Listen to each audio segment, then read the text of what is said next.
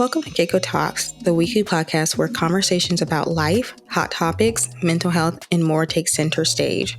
We are your hosts, Catelyn and Courtney Geiger. Together, we explore thought-provoking discussions with an ambient vibe that inspires open and honest dialogue. So sit back, relax, and join us for some insightful conversation that will leave you feeling informed and inspired. Hello, everyone. Welcome back to another episode of CaseCold. Tonight, we are talking about the Murdaugh murders because I am personally a true crime fanatic, and I think even Courtney was pretty interested in it. So fun fact is this murder took place in South Carolina, and we are going to talk about the ins and outs of this case and why we are super interested in it. So join us in this chat as we explore the Murdaugh murders. Yeah. Courtney, how are you feeling about the Murdaugh murders? Well, I guess overall, we'll start out by saying I'm glad the guy got convicted. Spoiler alert, he was convicted, but you can look That's that up. That's not spoiler. It's all over the news. Yeah, I was going to say, I don't know if it's really a spoiler, but some people might be hearing here first. But he was convicted, and I think this is honestly just a win for society.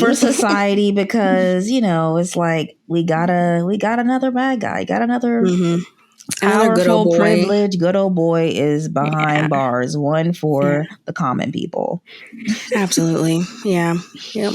That's how I feel. And I really think that like him and his family and those he was close to really thought that they could get away with it because of his status, historically speaking, and his family status, historically speaking.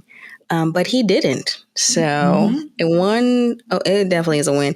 And for it to happen in good old South Carolina, like we already know, South Carolina, historically speaking, is known to its core for being very what's a word? What's a good word to use? Conservative and protecting the status quo. The status quo. Good boy, kind of. If you're one of us, we got your back no matter what you do. Yeah. See, there you go. Protecting male privilege, white privilege, people with money status. And they had all of those. So if you're the right color. Yep, right color, right gender. A lot of that. Enough money, you're basically above the law. So I'm glad that this one came to the light, and that honestly the prosecution fought so hard to make sure that they did bring him up on charges, because this would have been easy for them to try to just skate under the rug. They tried it with the boating accident murder or whatever. Yep. They still never brought up charges against him, I guess. Yeah, well, it was the son. I don't really know what they would do now. I mean, he's dead, so they couldn't do anything. Yeah, exactly. I mean, I guess they could sue maybe the family civilly, but I don't know how that would work.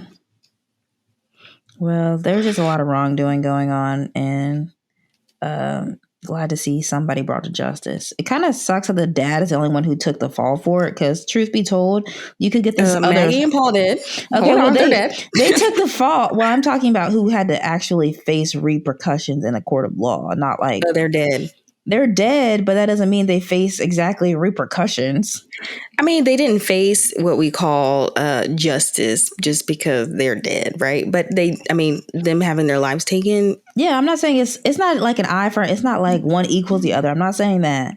And I understand life is, obviously critical, and people want their lives. I'm not saying that they deserve to die, but they didn't. They're not facing the public shame. Like, there's some empathy for their deaths in some way, just because they are dead. Versus Alex is now, there's no empathy, and he's been shamed, and he's like going to be locked away and thrown away. Would you rather be dead or like deal with shame? I'd rather be dead. I mean, look at Alex Murdaugh. Where is he going? What is he doing? In this situation, technically he has a death sentence too. It's just, that's what I'm saying. Like, taxpayers have to pay for him. His death sentence is more torturous than his wife and his son. They're out. I mean, he's probably just going to be hanging out with his criminal friend that he already had.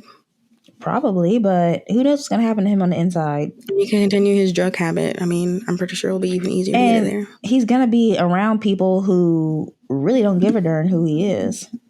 Agreed. That's why Now, he's gonna be dealing with some real deal criminals. He's on death row, babes. Yeah, that's what I'm saying. I think he's gonna be. Personally, I think he got the worst end of it because he's still alive, and they're gonna make sure he stays alive to do his sentence. Well, he has 2 consecutive sentences for life, so he'll be serving 50 years. Or whatever the time is in South Carolina. He's probably gonna die in prison. I mean, he's already like 50 plus.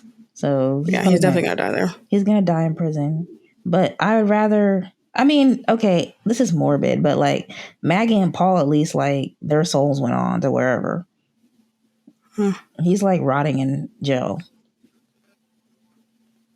Yeah, she pick your poison. Neither one is great. No, neither one is great. I'm just saying, like, at least there's some empathy for Maggie and Paul. Like somebody took their life.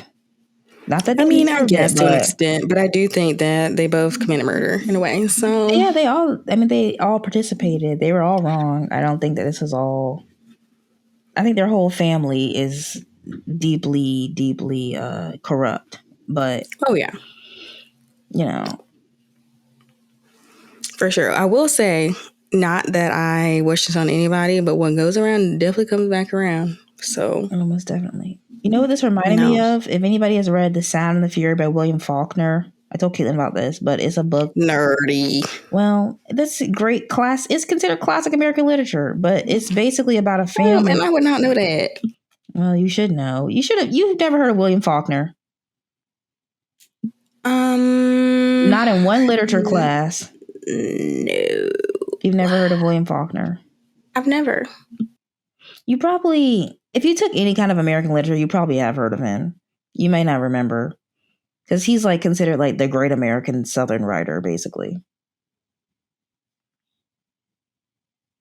But anyway, so The Sound and the Fury is about a Southern family who's rapidly on the decline because of corruption and bad decisions the family members make. And that just sounds exactly like the Murdaugh family. Well, so truly, this family hasn't fallen too far from the tree, you know? Nope. Okay. Interesting. All right. So we're going to get into the nitty gritty of the case, right? Mm-hmm. So first thing we did was we watched a documentary on Netflix. Obviously, we take all things with a grain of salt, and but I will say that it did change some opinions. Well, not really change any opinions, but and then we both kind of caught up with the trial and whatnot and what happened. So, Alex Murdaugh, he is a prominent lawyer, and I guess a solicitor in training or something of that sort. Mm-hmm. He was under his dad essentially as a solicitor for the county that they were in. I think it was Hampton County. Hampton County, South Carolina, yeah. Hampton County, South Carolina. And so they were a prominent family from way back in the day because one of their, I think it was like a great-great-granddad of Alec or something like that. It was some granddad's dad, right? Excuse me. And he was the owner and founder of this particular law firm that was in the area. It was pretty big, and one of the most prominent ones in that area. So they kind of gained their notoriety from that, and then that being passed on from generation to generation, and then the sons of the family kind of continuing in the law world, right, and becoming solicitors. So I looked up what a solicitor is. It's don't quote me on this, but it's like someone that's has the legal ground to be kind of like almost like a chief of the police department on the more legal side, but they can possibly get like a badge and whatnot. And they can go to like the crime scenes and they can dictate different things in the police department. So it's like an assistant police chief? Kind of, if you will. I don't think it's quite the assistant because they don't have they have the legal background from like a lawyer stance, not from a police department stance. Kind of law enforcement. Mm-hmm. And I think it kind of goes hand in hand with like the court. So something between like the police department and maybe like the court, I think, from my understanding. Don't quote me on that because I don't really know. So basically they are pretty prominent and they are calling some shots illegally around the place. You know what I mean? So Alex was right under his dad. His dad was the solicitor for the county, but he was kind of like in training, if you will, I guess. So like the assistant, which if you watch the trial, I think you hear more about that because they like interview some people from the police department. But yeah, so they are attached to a string of crimes, right? So they have the death of Mallory Beach. So the son, Paul, the one that passed away or was murdered, he was driving a boat drunk, and that drunk crashed into like a railing on a bridge. Mallory flew out of the boat and ended up dying from that event. Mm-hmm. So that is one death that's attached to them that had some fundamental issues. The Murdaugh family were doing some sketchy things. So when the accident first happened, they called the cops or whatever. But the son, Paul, who was extremely drunk, did not want them calling the cops. He wanted to be the one to call his granddad, and his granddad kind of comes and saves the day, which he has been like historically known for just calling his granddad to certain things. And then things just kind of like vanish and just didn't happen anymore. Mm-hmm. So, suspicious to say the least. And then there was a death of another guy who was associated with the older son. His name is, I think, Randolph too, but they call him Buster. Mm-hmm. But he was suspected of being in a gay relationship with a guy, and this guy ends up dead, right? Then you have the mom is at home when the I guess she's like the housekeeper at that point, but she was kind of like their nanny before that, I guess. She ends up dead. So that's 3 deaths that are accounted for that mysteriously happened within the I think it was like the past 5 or 6 years span. And then obviously we have in 2021 the death of Maggie and Paul. Yeah. So a lot of murder going on, who has time for that? Lots of murder. Yeah. So Courtney, what are your opinions on that? Guilty. Mm-hmm. Of it all. If you ask me, everybody got bodies. I mean, the mama got Gloria. Gloria is the housekeeper. Paul got Buster. Paul got Mallory. Mm-hmm. Buster's got the guy from school that he had relations with. And then the dad's got the mom and the son. So disgusting. You cannot tell me this is the first time they committed murder. They is too friendly with murder. They is too friendly. I think, you know what that gives me? It gives me that really old conservative idea of like, just take him out to the woods. Oh yeah. That kind of, because we would hear that all the time actually growing up, is like, we'll have our boys round them up and take them out to the woods, which is like kind of the same thing as like what the KKK would do, is like go out into the woods, find whoever they think like did them wrong, and then like, terrorize people or whatever, like take justice into their own hands and kind of cover it up. So that is like a culture, an unspoken kind of culture that is prominent in the South, especially in old school conservative ideas, is like snuff somebody out that you got an issue with. Problem with. Yeah.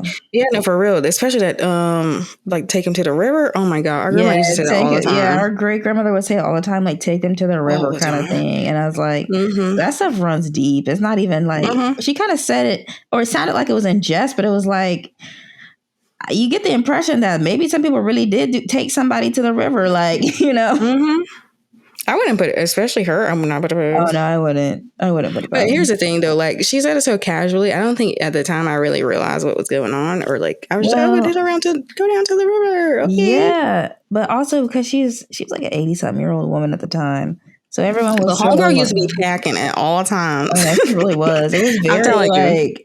She was about her business. Like she'd be like, "Hey, carry my purse." Imagine this lady was like could barely walk, kind of thing. You know what I mean? Yeah. But she was not leaving without her gun, and she probably had several. Yeah. And her purse was always mad heavy. Like baby girl was not leaving without that gun. For real. You know what's And it was weird? loaded. Not thinking about it, I remember her, I don't know if she was actually that tall, but I remember her being like a taller woman. Like she was kind of lanky. Yeah, she was probably like 5'8", I would say. Yeah, like 5'8", 5'9". Like I remember her being taller too, but at the same time, we were short. yeah, Like we were itty bitty, kids. so maybe that's why she seems so tall. But like, I mean, well, we knew our other grandmother was short, so like I don't know, Yeah, but but we were like taller than her in like middle school, like 5th grade. yeah, So, but she was like 4 or something. She was very tall. yeah. But okay, that's a side conversation. But Sorry, yeah, that is definitely part of the culture. Is like take somebody to the woods, and then if you ever been to South Carolina, especially like Hampton County, more rural areas, there is massive. It's marsh. It's marshland. It would be nothing to bury somebody in, and their body not come up for like decades because, to be honest, there's so much untouched land, and they own, and especially on like private acres. Property. Yeah, they own 1,800 and then acres. like the way that the landscape there is very like marshy. It's hard to even access certain areas, I would even say. Unless maybe it's by boat, or like you would have to like be on a boat and even like probably cut some things down and whatnot. So it's like access is not just readily available. You can't just drive wherever you're going. And if you're driving, you have to even cut like a path for yourself and whatnot. So it's not just like, it would, like Courtney said, it would be, I would say, probably pretty easy to get away with it there. If you know your own land very well. Yeah. And because like the murder that happened with Maggie and Paul, I think it said they were like on 1,800 acres. That's a lot of land. Like that's a lot of land. That's a lot of land. So, I mean, to be honest, Alex's best bet was honestly just to hide the fucking bodies and keep it moving. But here we are. Yeah.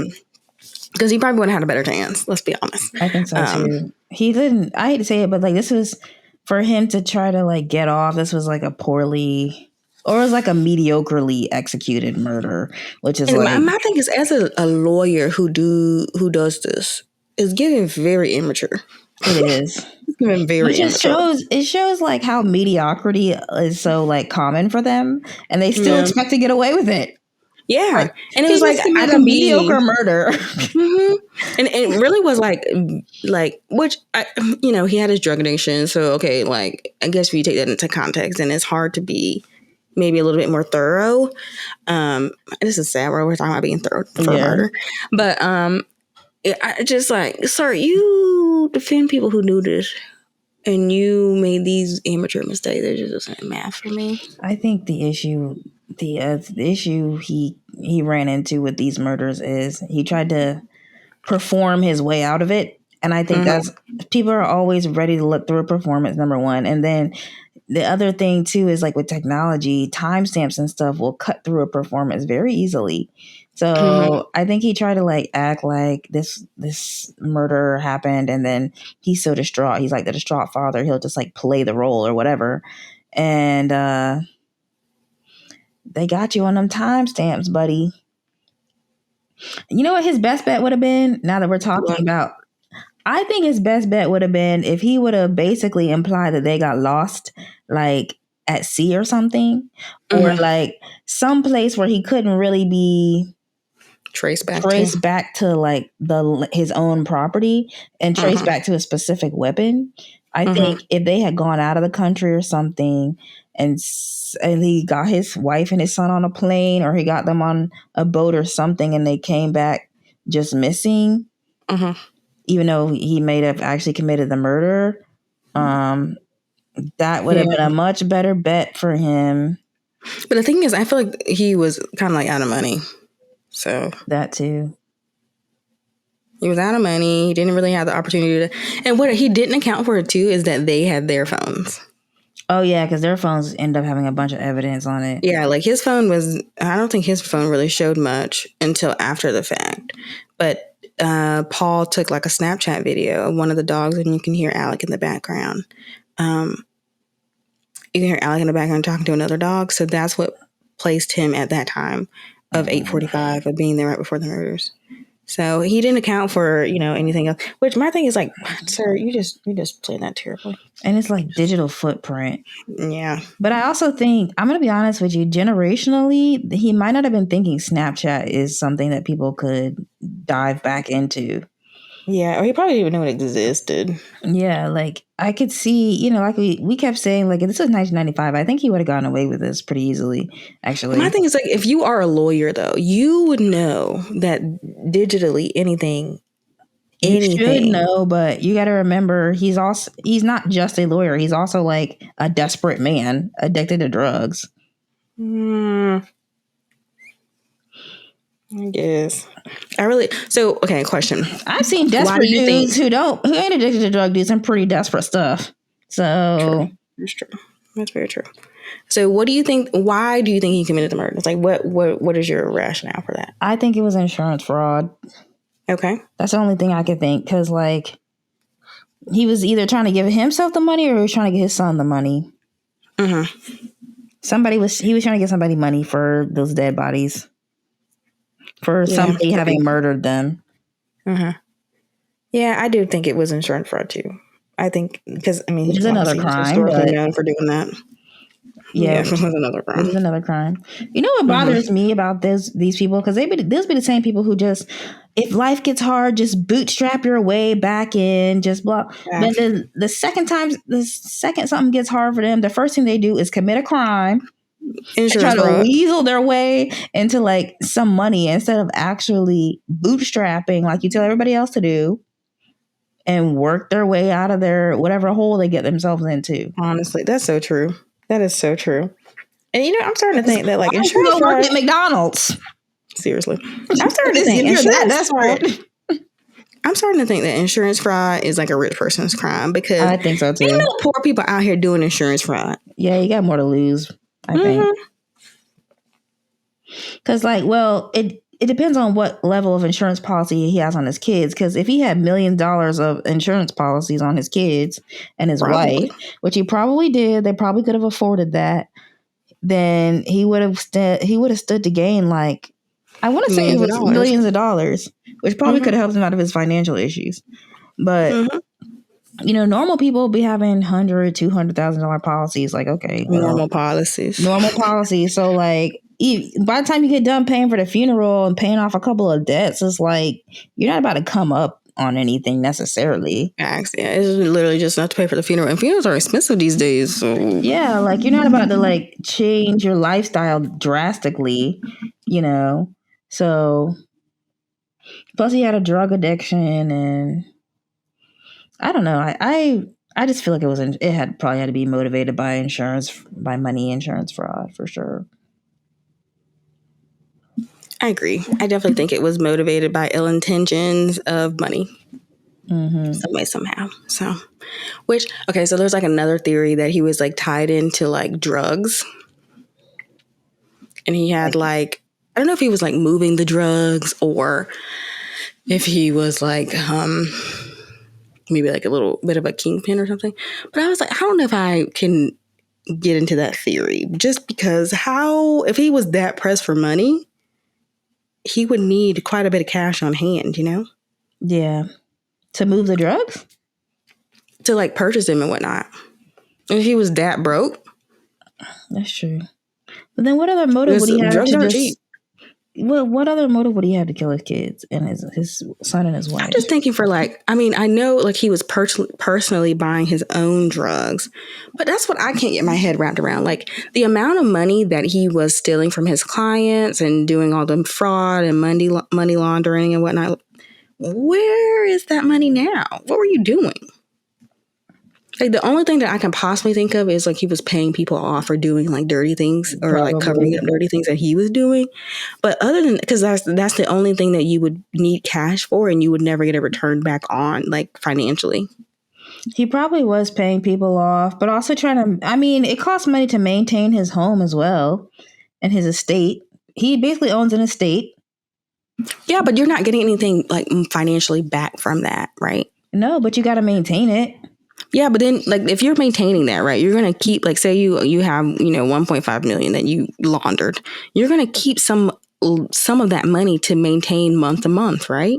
Yes, but let's see. He got a 1,800 acres in Hampton. Okay, assuming the land is paid off, you still have to pay for the I house believe and it is. He upkeep. got it from somebody that he knew, and there's tax papers on it, and it was $5 or something like that. It wasn't expensive at all.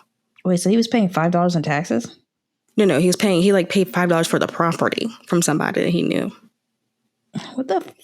What?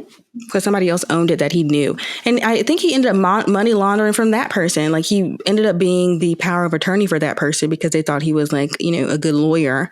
And I think he ended up taking money from them too. So his family didn't. I thought his family owned that land. Not to begin with. He got it from somebody else. This is, what's bothering me about this is this whole idea of bootstrapping is just some shit they tell poor people. Because there is no way you're talking about bootstrapping and you bought 1,800 acres for $5. Bootstrap where? You did not bootstrap. You finessed and literally cheated. You cheat the system. You don't bootstrap. You just cheat. Which is what actually, this not to bring it back to Trump. This is what's always interesting to me about these conservative people. Okay. And we see this time and time again with Trump. They're not just smart, powerful people who work their way up to the top. They literally use the system, finesse the system, gain power and status and money, and cheat their way to status.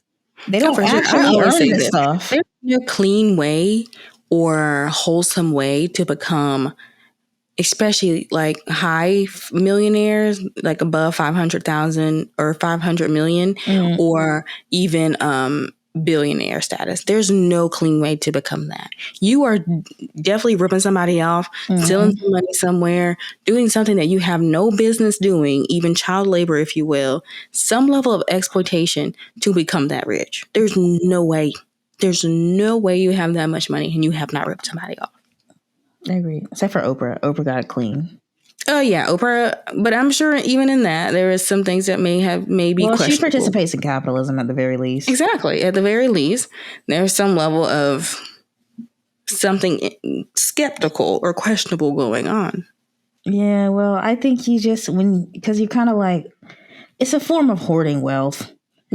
And I think also I think when their assets are so, it's their assets outweigh their debts or whatever. So it's not so much that they pocket $1 billion, but they just own things that are worth billions of dollars. Worth billions, yeah. And that itself but even is then, the a way capitalist. they're living, they have to bring in a good amount of money. Yeah, but they have to. The other thing too is they have to, when they're participating in capitalism, that is an exploitive, labor practice. It is. So. Exactly. I would venture to say that if you are successful in capitalism, there is a level of exploitation. Straight Absolutely. up. Somebody is not being something as simple as just paid. not paying your employees equitable wages, right? I'm not trying to say that all billionaires are bad people. I'm not saying that because I don't think Oprah is a bad person, and she's historically been a very generous, rich person. And I think if anybody probably recognizes it, she probably recognizes it. Probably. But Catelyn's right. I think it's the nature of the business that they participate in is exploitive. And even when it comes to taxes, something as simple as that, that's exploitative in nature, right? Because if we're all going to pay taxes at a certain price point, then why are we all not paying taxes? Exactly. So, anyways, no matter what you do, just like these guys, they were cutting corners and avoiding this, that, and the other by doing shady business, if you will. Inside and outside of the law firm, and I think even personally. And so here we are, unfortunately, where we have Alex murdering his wife and his son. We believe for the insurance policies, but who knows? I don't think he'll ever admit to doing it or why he did it, which is truly I think his family and her family, Maggie's family, deserves some level of closure. So I'm sure they would appreciate if he was just honest with himself and. Well, he's been caught now, so I feel like he should just say it. But agree. But the thing is, if he goes up to for a retrial or a mistrial or whatever, he would have to maintain his innocence. So, or even parole, I doubt he will like get there because he has consecutive sentences, but which Yeah, you're means right. he has to serve like each sentence one at a time. So I wonder if people find this case specifically heinous because he killed his son and wife. It's like, you know, because okay, let's think about it. Their whole family is privileged. Their entire family is privileged, and he sits at the head of it as like the patriarch of this, right? So he has privilege. But I wonder if in our hearts and minds it's like, because people like to protect white women as well. So I wonder how optically it looks for people, for this man who's killed his wife and son, yeah, like I definitely think like people where does their feel privilege, like there's like tension in their privilege. true. I do think people feel bad just because it is his wife and his son, right? Mm-hmm. And I think that's also why people are willing to, even though the evidence is there, and if you watch the trial, I think even more evidence becomes apparent into why he did it. People were willing to believe that he didn't do it just because it's like that's his wife and his son. He couldn't do that, right? And from what people's perception of him was that he's a really, family oriented type of guy. He's Mm-hmm. wholesome. He could never do anything wrong. Like he's this what is it? Prestigious. Prestigious, yeah. Yeah, that word, whatever.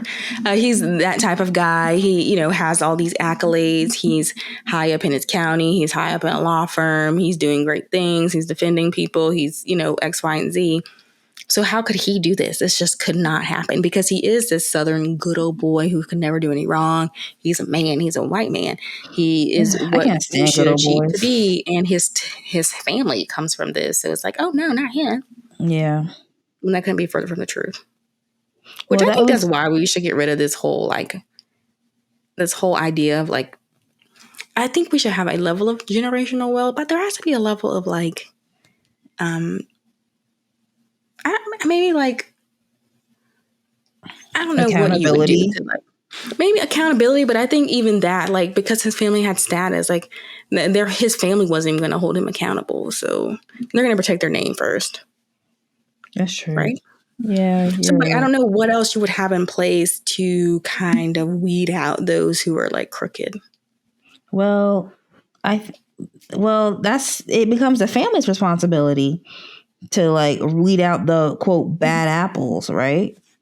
Yeah, But but you they really think they don't do would? that. No, they don't. They don't do that Mm-hmm. because they're like, well, it's like the same thing with like mothers who don't hold their sons accountable when their sons Yeah, do bad stuff. And we've seen how that has played out just in our personal lives, yeah, and how damaging that can be. Imagine if there was money tied to it, an actual privilege tied, you know what I mean? Like, it's not even just like us being affected, it's other people being affected by it. So I think families don't hold them accountable because it would look bad on their family, you know?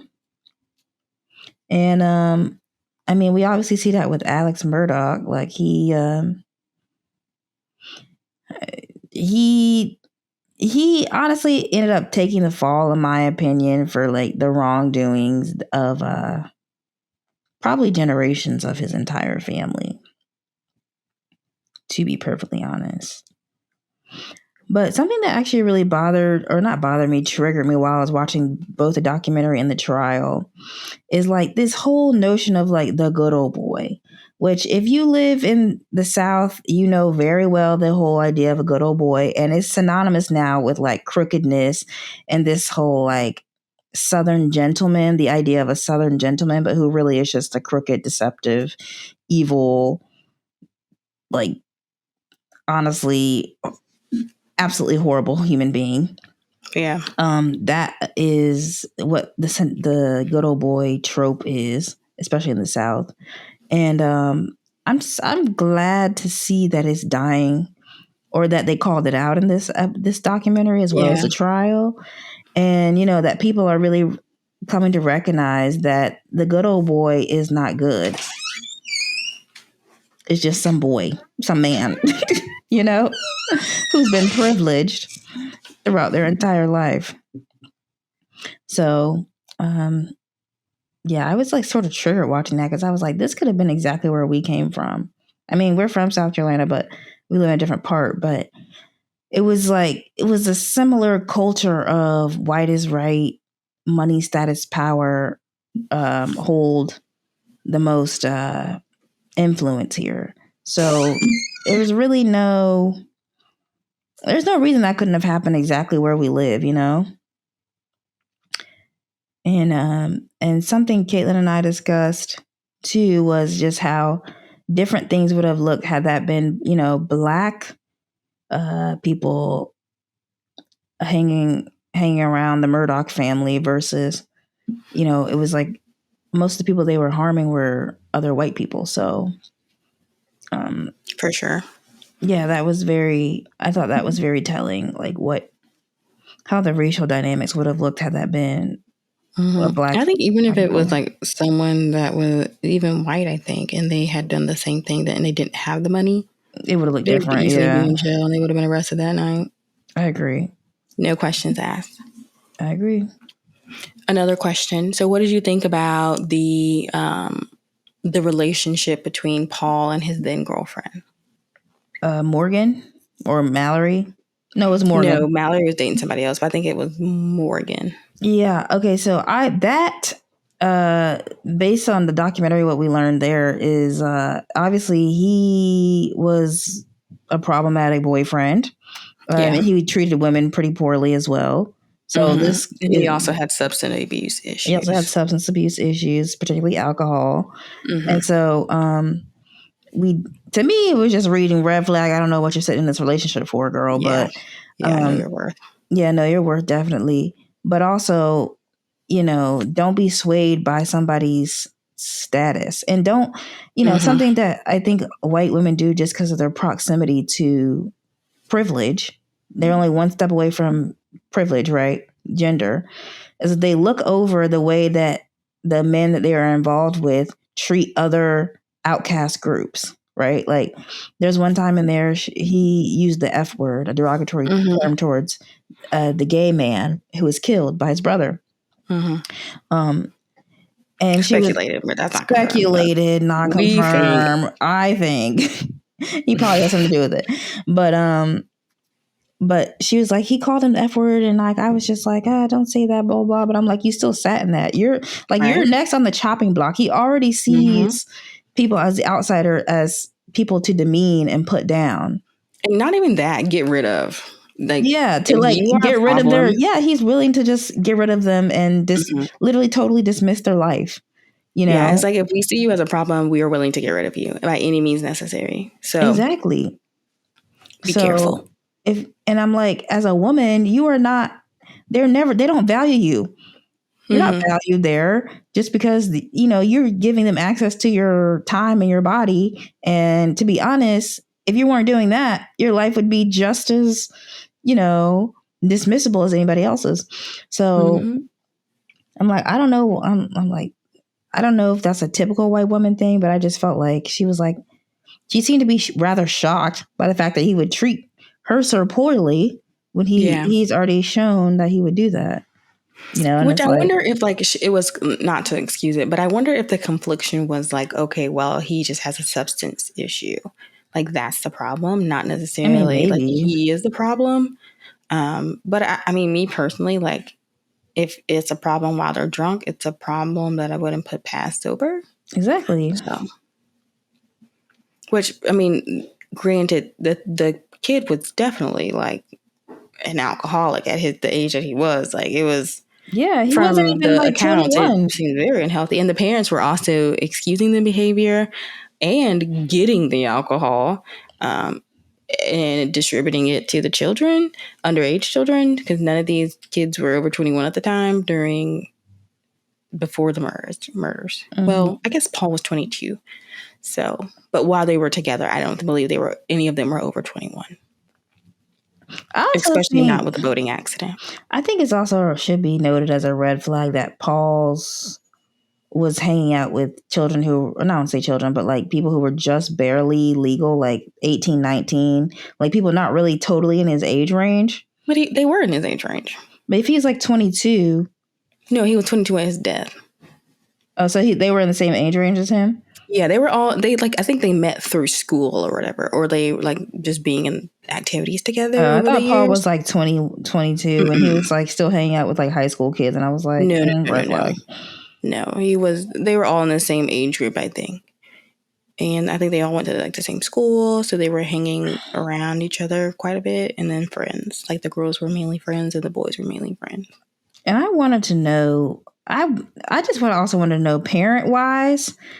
Like, Yeah, why were the censoring parents from the parents? and like why were you as a parent honestly like Okay, with these kids out okay with drinking. them out 2 and 3 o'clock in the morning out drinking at some other adult's house? Like I just felt like that would not have flown. That absolutely would not have flown in our home.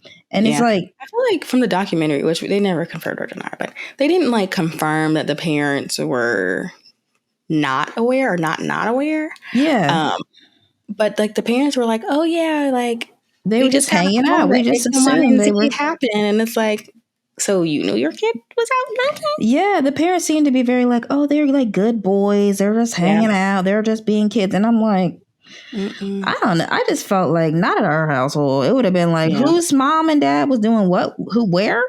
Facts. And you going over to so Which, and so's house drinking? I don't know, because we grew up in a household of like you could try things in the safety of home, right? But like we had to try it in the safety of like But our mom home. would have You know what I absolutely mean? had a problem if we were going to somebody else's house on a boat drinking. True. Their parents were providing us alcohol. She would have had a problem with Yeah. that.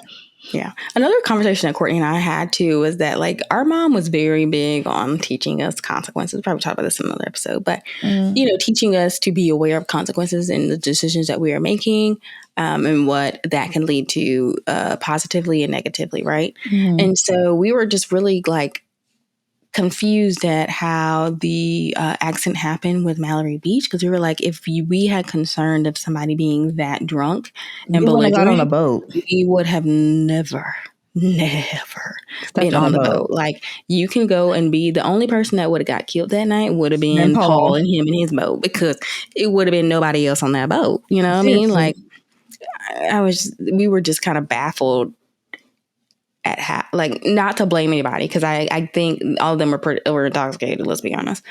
So judgment was not there coherently, I guess, if you will. But I was just like, ooh, it just felt like rich kids doing reckless stuff. Yeah, like, oh, nothing's gonna happen to us, invincibility, and you know, this just can't be my problem right now, kind of thing. Yeah. It's kind of like Great Gatsby, you know. They just like they got money, so they just do reckless stuff, and then people end up dead because of it. Mm-hmm. Yeah, it was sort of like that. Like, and then if something does happen, we can always just get off, you know. Like, or we can like pay our way out of it. We can figure it out because we have money. Yeah, and I was like, but that's so dangerous, because when Mallory lost her life, right? Her parents don't get their child back. Yeah, doesn't matter how much money, whatever. You never bring this life back. So.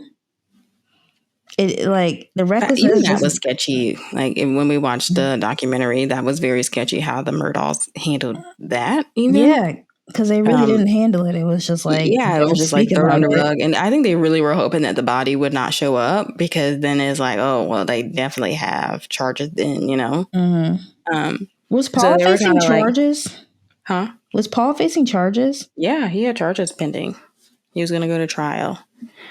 For the murder of Mallory for driving intoxicated. I think he has some other charges too, but I wonder if he killed him. I wonder if he killed him because he knew that. Do you think? I don't know. Yeah, I think he has some other charges too. Because he was definitely underage, and because really the parents should have been had issues with giving underage children drinks as well. Yeah, you really should have some charges for that. Like using his brother's ID to get alcohol too. Like they were just corrupt through it. There's like so many issues. Like this kind of thing, unfortunately, was bound to happen with them because of the way that they lived their life so recklessly. You know what I mean? And everybody else like covering up for them. Yeah, it is definitely sad.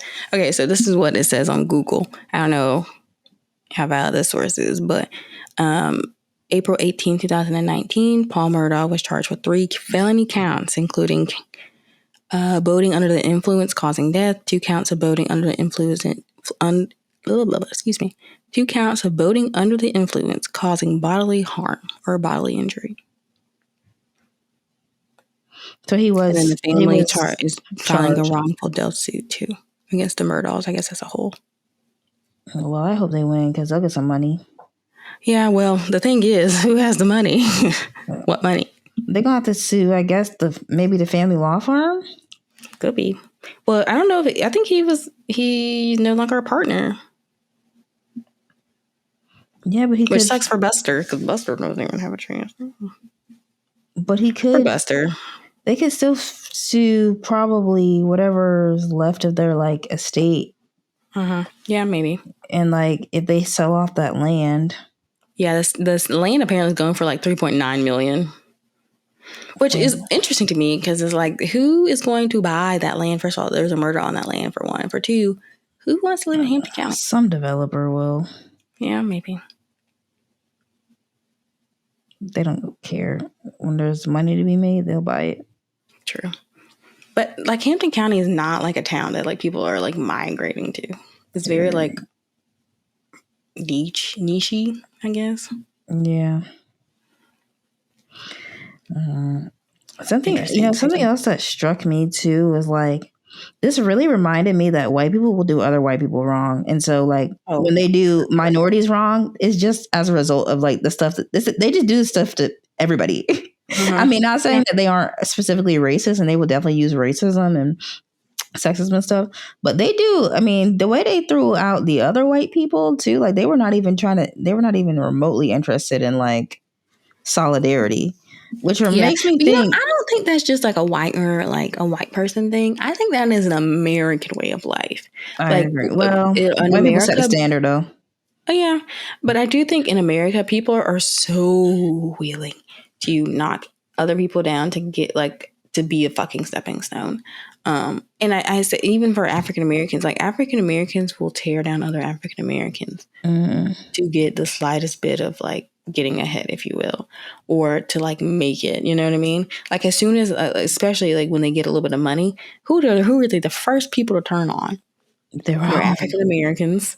And same thing for white people, you know, they turn on whoever is not benefiting them and let you at any point in time be of benefit at your demise. They're going to take it every time.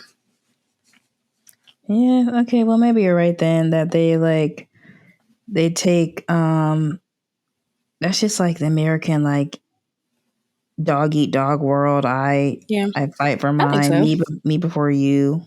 I mean, let's think about it. As far as America's concerned, it's all about the individual and protecting you, yours, and you, right? On top of the American dream only is considering you and your quote unquote dream. Versus the collective. Yeah. It is only concerned about me and what I want to achieve. It doesn't consider anything else. That's true. So, well, they was dogging out other white people left and right. That's what I noticed in the dog. I was like, they did not give a damn about anybody at all. Not one. Even like their own people, like how Alec, after I guess if you watch the trial, they basically set up a timeline, right?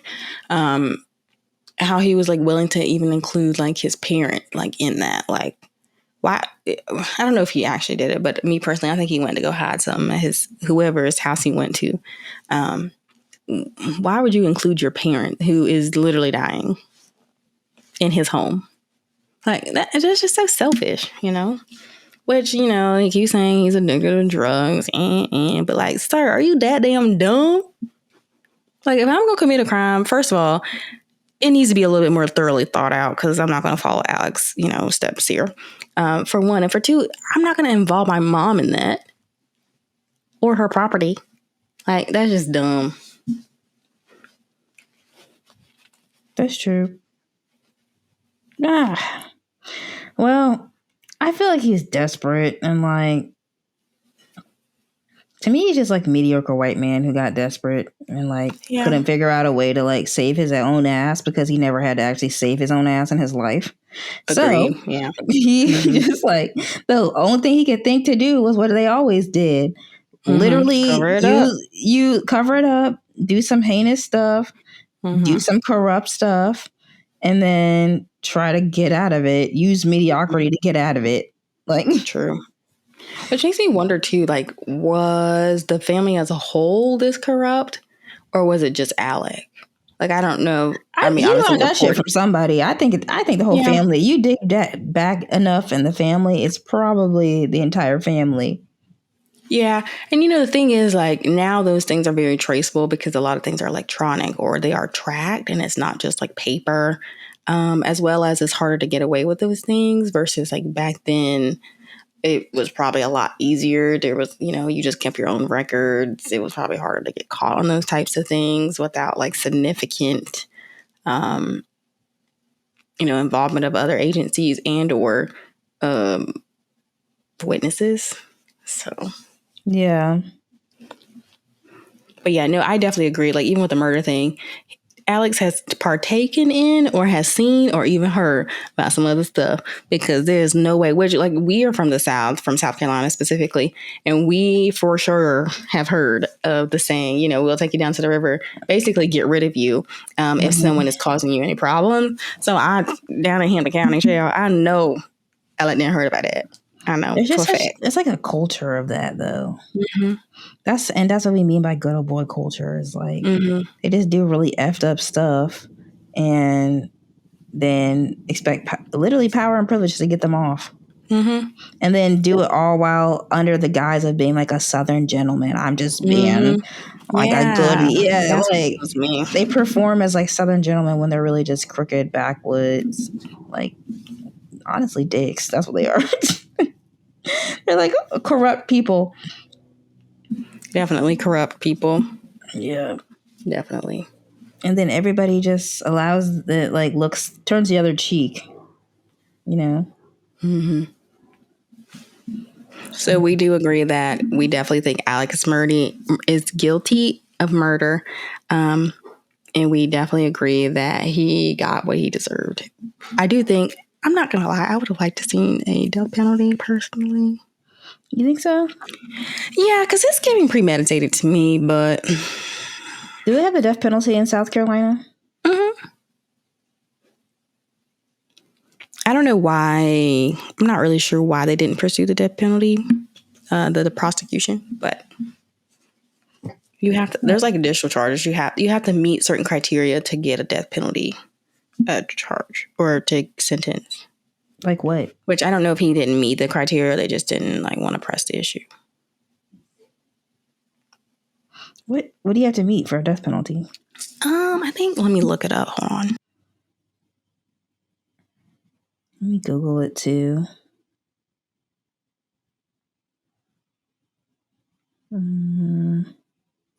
Criteria for... spell criteria all wrong. Okay, it says to recommend a sentence of death, the jury must determine that the defendant had the requisite culpability with respect to the victim's death and must unanimously agree that the aggregating factor or factors it has found sufficiently outweigh any mitigating factors to justify a capital sentence. Okay, that feels like a lot of stuff, but I feel like they talked in circles. Yeah, that's like law language. Do you even know what that said? It must determine that the defendant had the requisite culpability. Like, culpability is like guilty, right? Like, I guess like premeditation, like the thought to do this. Yeah. So they were culpable of planning, acting. To me, in like layman's term, it sounds like basically it's like you have to be proven beyond shadow of a doubt. Okay, but you have to do that anyways, and then they have to unanimously agree that certain factors, which could be anything, I guess, outweigh like a life sentence, essentially, or like outweigh mitigating factors to justify just a capital sentence. So like, it's like up to the group to be like, does this crime warrant death? Mm-hmm. Which I don't think the jury was even like presented the option for death penalty. See, I feel like that's sort of a privilege. You think so? Well, maybe it's not. The prosecution has to prove that the crime warrants a death penalty. That's what I'm saying. Like, there's a criteria. Like, beyond that, I think that you have to meet. Like, you have to prove that it was. These are just things I'm just throwing off my head. I don't know if this is true or not, but you have to prove that it was first degree murder. It was, which means that it was premeditated, and that it was like heinous, and there was, I don't know, maybe multiple deaths or something like that. Like, there's different things that have to be checked off before you can even go for a death penalty sentence. Yeah, I hear. Yeah, I'm reading the ACLU, but I do hate to say this, but ACLU is obviously against the death penalty, so I feel like their information isn't exactly. It's like, I don't say biased, but like they're trying to present facts of why you shouldn't have the death penalty. And I'm just trying to figure out the facts here. Yeah. But yeah, so basically they say that it's arbitrary. So there's no real like, if you do this type of crime, it automatically equates to the death penalty. You know what I mean? Yeah. I think it's decided upon just like by the jury, and I guess like you said, the prosecution. Mm-hmm. So, because I mean, I guess there's like codes for how you sentence someone for certain crimes, correct? Yeah. Like if you steal something, you get a max of 5 years, right, or something. Like, you know what I mean? Like yeah, there's like laws or parameters around how long you can get for depending on the crime, but it depends on if it's robbery, armed robbery, like a battery and assault. Like, because obviously when you're committing a robbery, there's usually more than just one robbery charge. Yeah. So it depends on like all your charges. If you are like there's also a thing called like a habitual charge, where if you're habitually doing something, you get like extra time for that and whatnot in certain states, I guess. So it just depends on, a lot of factors. Yeah. But yeah, I would have liked to see a death penalty option, honestly, to see what the jury would say. Have you seen that the jurors from the trial are coming forward and talking about the case now? Yeah, I didn't get a chance to look at them, but I do actually see some of the jury, like videos of the jurors saying, talking on YouTube, on like the Law and Crime Network. Well, guys, we're going to wrap up this episode of the Murdaugh murders. This is part 1, so make sure to join us in the second one.